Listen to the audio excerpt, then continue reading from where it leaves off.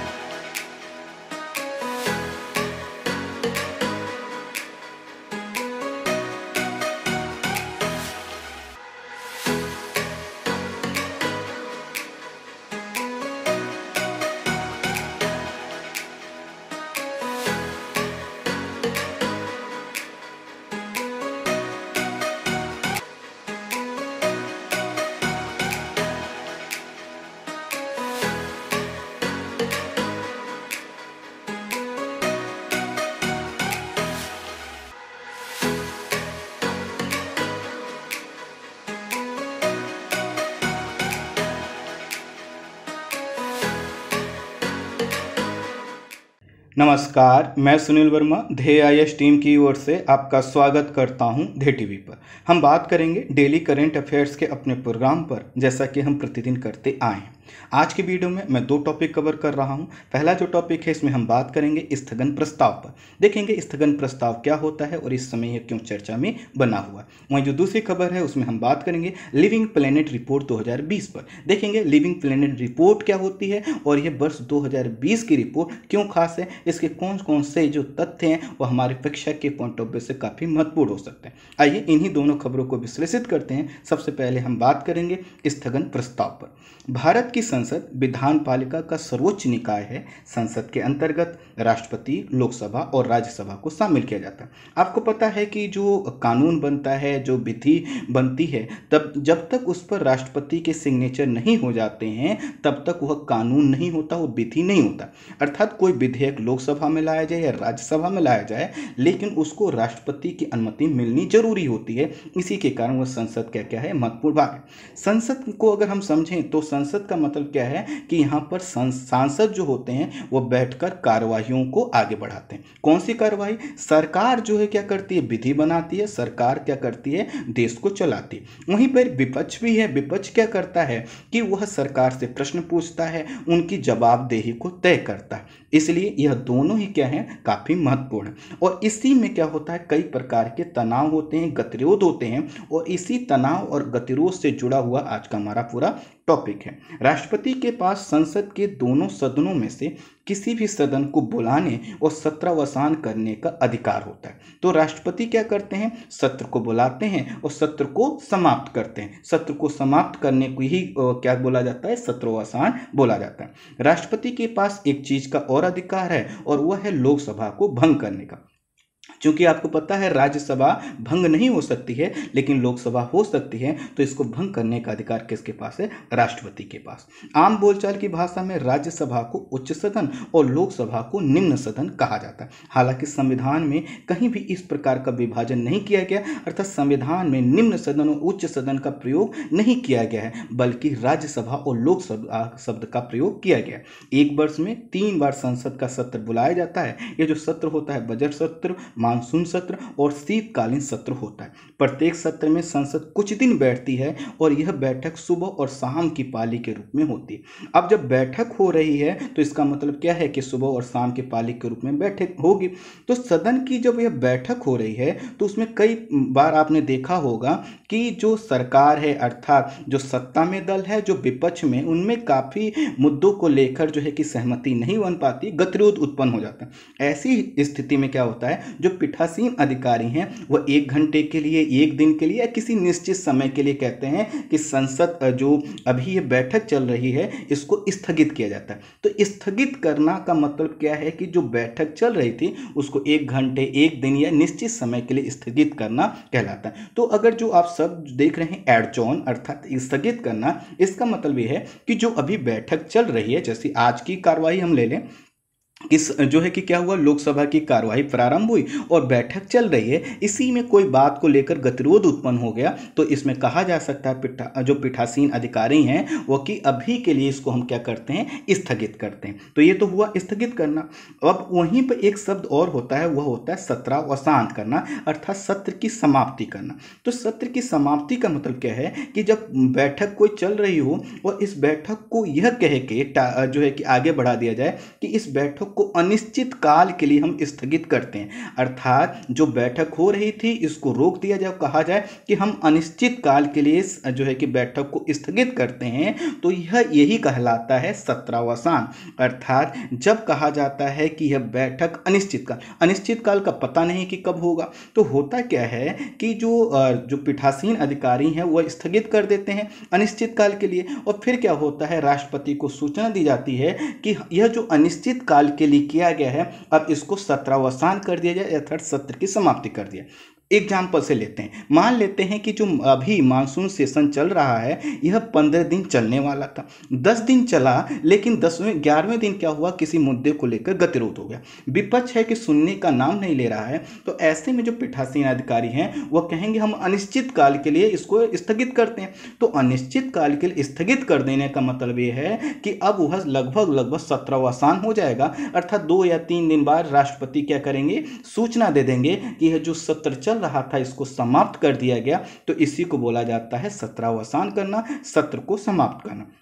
एक तरह से ये भी हो सकता है कि अगर मान लीजिए सत्रावसान, एक कंडीशन में और हो सकता है कि 15 दिन के लिए मानसून सेशन था और जो है कि 15वें दिन जब कार्रवाई हो रही थी तो उस समय जो है कि पीठासीन अधिकारी कहेंगे कि यह आज की अंतिम बैठक थी, तो इस तरह से भी क्या हो गया, जो अंतिम बैठक जब कहा गया तो इसके बाद राष्ट्रपति क्या करेंगे, सूचना जारी कर देंगे कि यह क्या हो गया, सत्रावसान हो गया। तो आप समझ पाए होंगे कि यह दोनों जो शब्द हैं कितने जो है कि एक दूसरे से मिलते जुलते हैं, लेकिन इसमें अंतर है। अब देखिए, जैसे कि मैंने कहा कि बैठक को स्थगित कर दिया जाए या सत्रावसान कर दिया जाए अर्थात सत्र को समाप्त कर दिया जाए, तो जब यह क्रिया की जाती है अर्थात स्थगन की, जो स्थगित करने की क्रिया है और जो सत्रावसान करने की क्रिया है, इसका कोई भी प्रभाव जो विधायी प्रस्ताव उस पर नहीं पड़ता। अर्थात मान लीजिए कि आज की ही कार्यवाही को हम ले लेते हैं कि बीजेपी कोई विधेयक लेकर आई और उसने कहा हम किसानों के संदर्भ में यह विधेयक लेके आए, कांग्रेस ने कहा कि नहीं, हम नहीं ऐसा होने देंगे,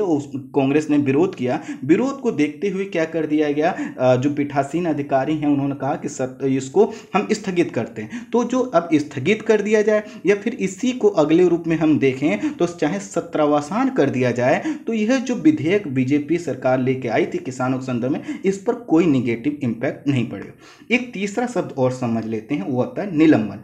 तो निलंबन क्या होता है कि आपको पता है कि लोकसभा जो चुनाव होता है 5 वर्ष के लिए होता है, लेकिन कई बार ऐसा भी तो हो सकता है किसी दल को पूर्ण बहुमत ना मिले, और जब पूर्ण बहुमत ना मिले तो गठबंधन की सरकार बननी चाहिए, लेकिन गठबंधन की सरकार बनाने के लिए जो राजनीतिक दल कई बार तैयार नहीं होंगे, तो ऐसे समय में क्या किया जाए, 2 विकल्प है राष्ट्रपति के पास, वह क्या करें कि जो लोकसभा है इसको भंग कर दिया जाए और नए सिरे से चुनाव किया। दूसरा यह है कि जो अभी जो लोकसभा के सदस्य चुनकर आए हैं, इस लोकसभा के सदस्यों को कहा जाए, लोकसभा के जो सदस्य हैं इनको कहा जाए कि इनको क्या किया जाता है, निलंबित किया जाए, सस्पेंड किया। इसका मतलब है कि बाद में हो सकता है कि कुछ दिन के लिए हम 15 दिन 1 महीने के लिए कह दें कि यह जो लोकसभा है इसको स्थगित किया जाता है, सस्पेंड किया जाता है 1 महीने के लिए। तो इस 1 महीने में जब सभी राजनीतिक दल मिलजुल कर बैठकर बात करें और हो सके 1 महीने बाद जब हम दोबारा इनको बुलाएं तो कहें कि हम सरकार बनाने के लिए तैयार हैं। अगर ये सरकार बनाने के लिए तैयार नहीं होंगे तो राष्ट्रपति क्या करेंगे,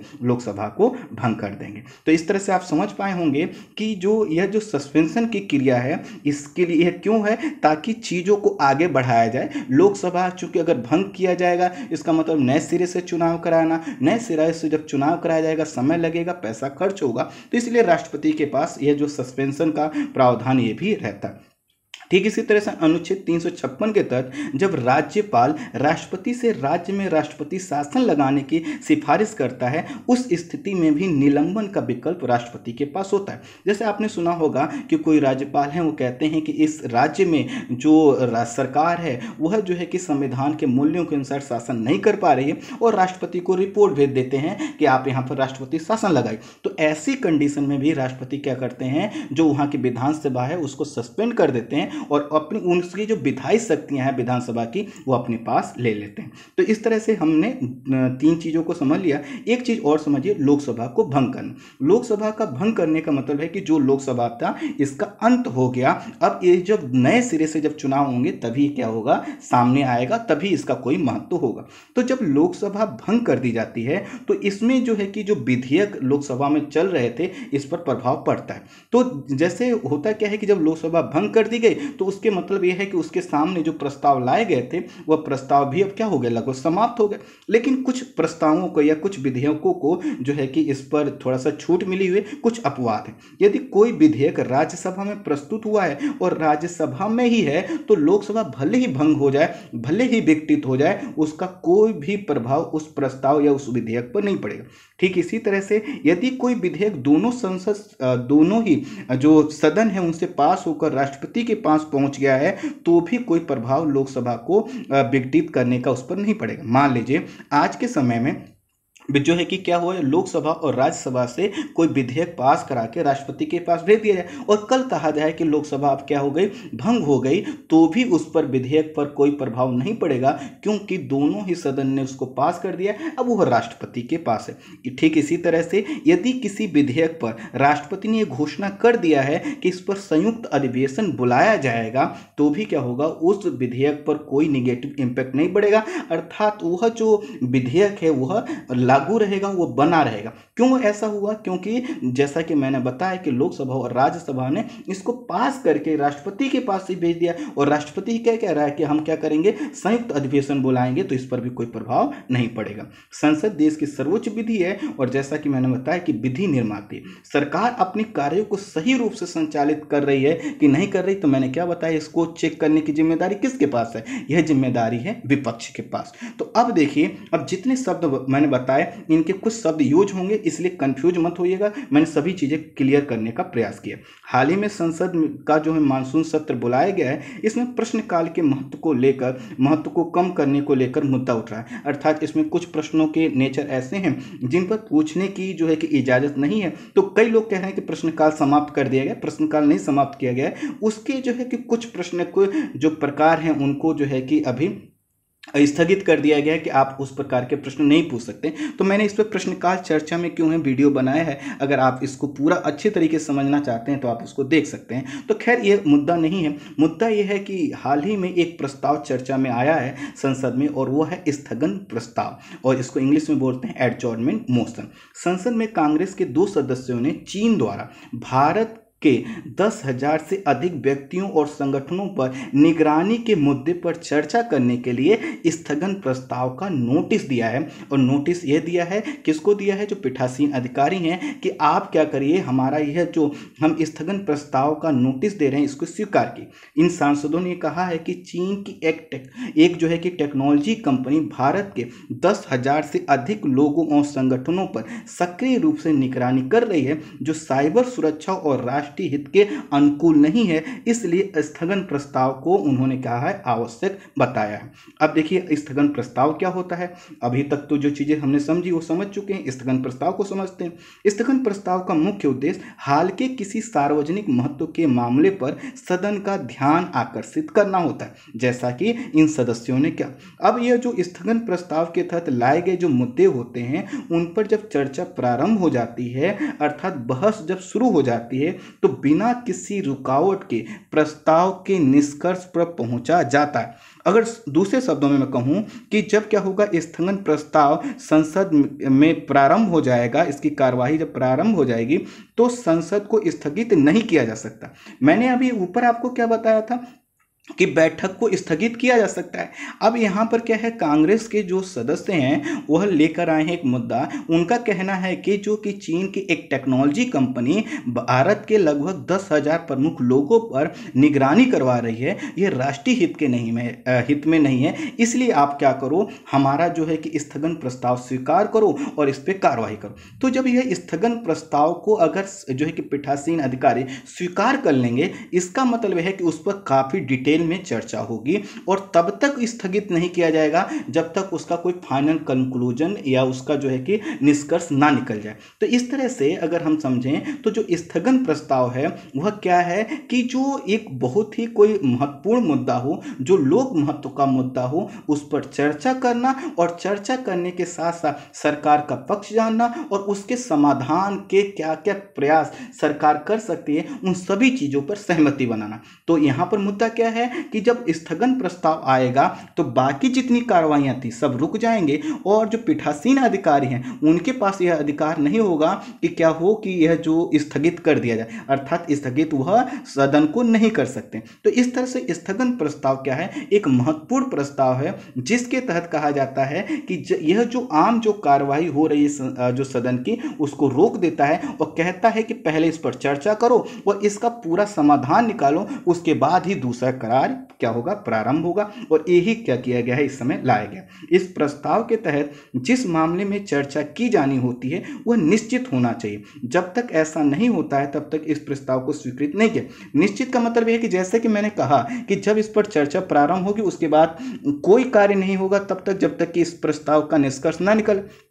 अब सोचिए कि कोई कहे कि हमें बात करनी है किसी जो है कि ऐसी चीज़ पे, किसी दार्शनिक चीज़ पर, तो दार्शनिक चीज़ों पर कभी कोई सहमति बन सकती है क्या? इसीलिए कहा जाता है कि जो प्रस्ताव लाया जाए वह ऐसा हो जो निश्चित हो, अर्थात हमें यहाँ तक से लेकर यहाँ तक कर लेना, ऐसा ना हो अनलिमिटेड टाइप का हो, यह ऐसा हो जिसके कई डायमेंशन हो और बहुत ज़्यादा लंबा खिंच सके। अगर ऐसा होगा तो क्या होगा, बहुत ज़्यादा दिक्कत हो जाएगी, क्योंकि स्थगन प्रस्ताव का मतलब ही क्या है, अन्य कार्रवाइयाँ रोक दी गई तो मालूम चला सहमति ही नहीं बन पा रही है। इसलिए इस प्रस्ताव के तहत जो भी मुद्दे उठाए जाते हैं वह क्या होते हैं, निश्चित प्रकृति के होते हैं। यह जो स्थगन प्रस्ताव के तहत जो मुद्दे होते हैं अविलंबित होते हैं, अर्थात इनको टाला नहीं जा सकता। अर्थात इस प्रस्ताव के तहत जो मामले पर चर्चा होती है वह होती है जिसको बिल्कुल टाला नहीं जा सकता। संसद को यह बताया जाता है कि बहुत जरूरी है, आप इसको करवाइए, इसको हम आगे नहीं बढ़ा सकते। लेकिन इसमें ध्यान रखना, ऐसा नहीं होगा कि पहले से कोई सदन में कोई बातचीत चल रही थी,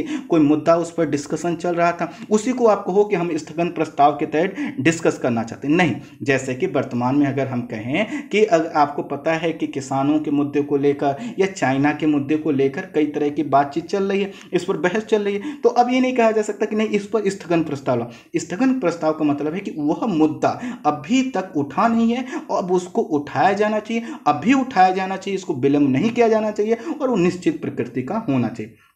इस प्रस्ताव के तहत सदन की आम कार्यवाही रोक दी जाती है, इसलिए यह मुद्दा लोक महत्व का होना चाहिए। अर्थात ऐसा ना होना चाहिए कि जो है कि हम किसी मंत्री को घेरना चाहते हैं, किसी सरकार को घेरना चाहते हैं, किसी को नीचा दिखा, ऐसा नहीं, लोक महत्व का मुद्दा हो। तो जैसे सांसदों ने कहा, चूंकि यह राष्ट्रीय हित से जुड़ा हुआ मुद्दा है और यह जो है कि अविलंब मुद्दा है, क्योंकि निगरानी की जा रही है और निगरानी चाइना की कंपनी कर रही है, यह राष्ट्रीय हित में नहीं है, उनका कहना। इस प्रस्ताव के तहत लाए जाने वाला जो मुद्दा है वह हाल ही में घटी किसी घटना से संबंध, ऐसा ना होगा कि कहे कि 5 साल पहले ऐसी घटना घटी थी, हम उस पर बातचीत करते हैं, ऐसा नहीं होना चाहिए। इसके तहत न्यायालय में जो विचाराधीन मामले हैं, जैसे मान लीजिए कोई कहे कि हम रिया चक्रवर्ती के केस पर स्थगन प्रस्ताव लाना चाहते हैं, तो नहीं हो सकता। जो चीजें न्यायालय में विचाराधीन है उस पर बातचीत नहीं हो सकती।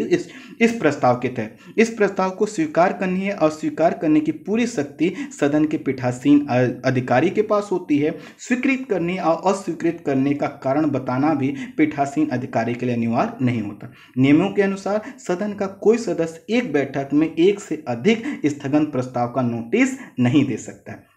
यह यदि किसी बैठक में स्थगन प्रस्ताव पर चर्चा करना है तो उस प्रस्ताव की सूचना उस दिन के सुबह 10 बजे से पहले ही देना होता है। यदि इस समय के बाद अर्थात सुबह 10 बजे के बाद सूचना दी जाती है कि हम इस पर स्थगन प्रस्ताव इस मुद्दे पर लाना चाहते हैं, तो ये जो प्राप्त सूचना है जो पीठासीन अधिकारी को दी गई है ये अगली बैठक के लिए होगी। अर्थात अगर सुबह के लिए दिया गया है तो शाम वाली पाली, या फिर अगले दिन की बैठक जो होगी तब के लिए स्वीकार होगा। जैसे मान लीजिए कि आपको लगता है, आप सांसद हैं, आपको लगता है किसी मुद्दे बहुत ज़्यादा जरूरी बातचीत करनी, तो अगर आप चाहते हैं कि उसी दिन बातचीत हो तो आपको 10 बजे से पहले क्या करना होगा, देना होगा, अन्यथा उस पर हो सकता है कल चर्चा हो। संसदीय परंपरा के तहत राष्ट्रपति के अभिभाषण के दौरान स्थगन प्रस्ताव नहीं लाया जा सकता। यदि उस दिन कोई सूचना इस प्रकार की आती है स्थगन प्रस्ताव की, तो उसे अगली बैठक के लिए सूचना माना। सोचिए राष्ट्रपति अभिभाषण दे रहे हैं और उसी में आप कहिए कि नहीं हमें स्थगन प्रस्ताव हम लाते हैं, तो ये ठीक नहीं है। आप स्थगन प्रस्ताव लेकर आएंगे लेकिन उसको अगले दिन की कार्रवाई का भाग मान लिया जाए।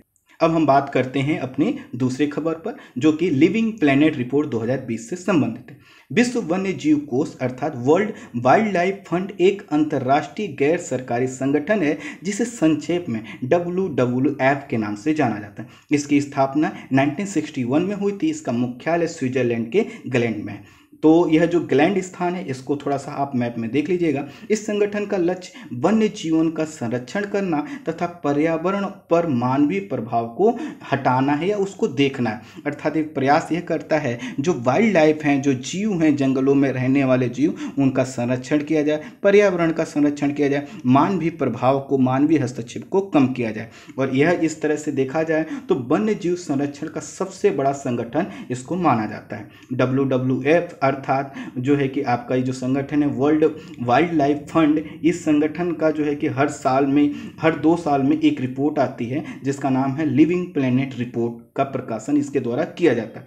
इसमें जो यह लिविंग प्लेनेट रिपोर्ट होती है इसमें जैव विविधता, पारिस्थितिकी तंत्र और जो प्राकृतिक जीव हैं, खासकर जंतुओं पर पड़ने वाले जो मानवीय निगेटिव इम्पैक्ट हैं उसकी जानकारी इसमें दी जाती है। अर्थात हम विकास की मुख्य धारा में अपने आप को शामिल करने के लिए जो जैव विविधता, जो इकोसिस्टम, जो नेचुरल रिसोर्सेज और नेचुरल जो हमारे जीव हैं जो हमारे चारों तरफ पाए जाते हैं उनको जो हानि पहुंचाई जाती है उसका यह आकलन करता है। इसमें प्रजातियों के वितरण, विलुप्त होने का जोखिम और सामुदायिक संरचना में आने वाले बदलावों की चर्चा की जाए।